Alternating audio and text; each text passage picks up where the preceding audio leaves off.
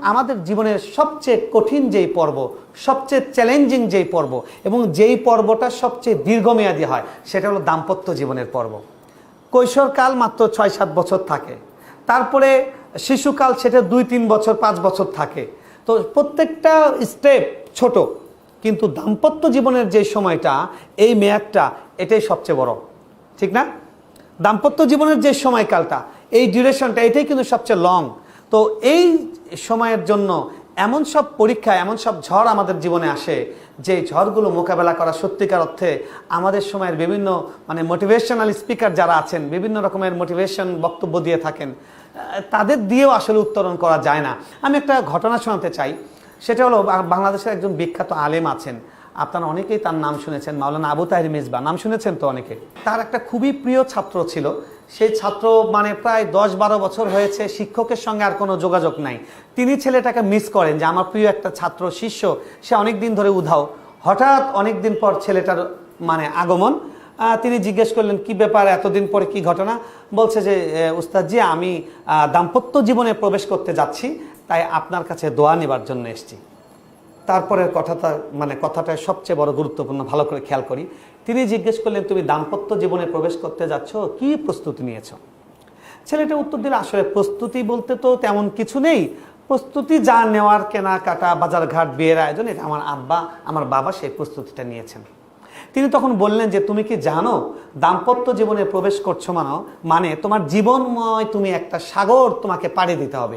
এমন একটা সাগর পাড়ি দিতে হবে যেটা সাঁতরে তুমি ওই কূলে গিয়ে পৌঁছতে পারবে না, তোমাকে শুধু সাঁতরে জীবনটা পার করতে হবে। তুমি কি সাঁতার জানো?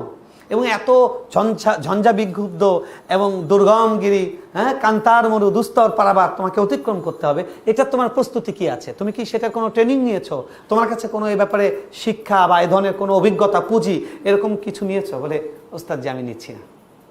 তিনি দুঃখ করে তখন লিখেছেন যে, আমরা আমাদের ছেলে মেয়েদেরকে হাত পা বেঁধে আমরা তাদেরকে নদীতে নিক্ষেপ করছি, যা সাঁতরে ওপারে গিয়ে জীবন বাঁচা। দাম্পত্য জীবনে প্রবেশ করার আগে দাম্পত্য জীবন ইসলাম কিভাবে কাটাতে বলে, এই শিক্ষা ছাড়া দাম্পত্য জীবনে প্রবেশ করার অর্থ হলো, আমার ছেলে মেয়েকে দাম্পত্য জীবনে ঠেলে দেওয়ার অর্থ হলো তাদেরকে সাঁতার না শিখে তাদেরকে নদী এবং সমুদ্রের মধ্যে তাদেরকে ফেলে দেওয়া। আপনারা একমত কিনা?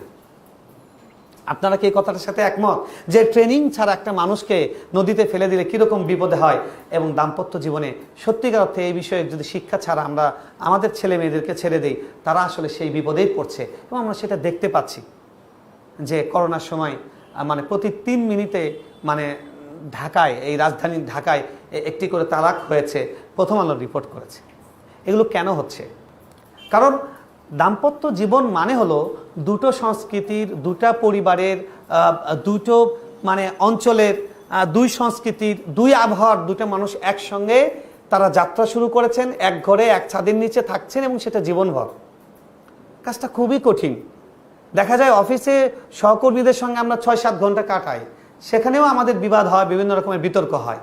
এবং এটা হওয়া ছাড়া কখনোই কর্মজীবন একটা মানুষের কাটানো সম্ভব নয়। এরকম হয়ই।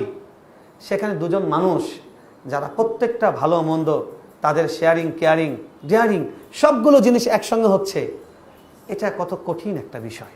আমাদের জীবনের অবলম্বন হলেন সাহাবায়ে কেরাম এবং নবীদের জীবনী, তাদের উসওয়া, তাদের আদর্শ, তাদের জীবন আদর্শ। এই কঠিন পথ পাড়ি দেবার জন্য সাহাবীদের আদর্শ, সেটাই শ্রেষ্ঠ আদর্শ।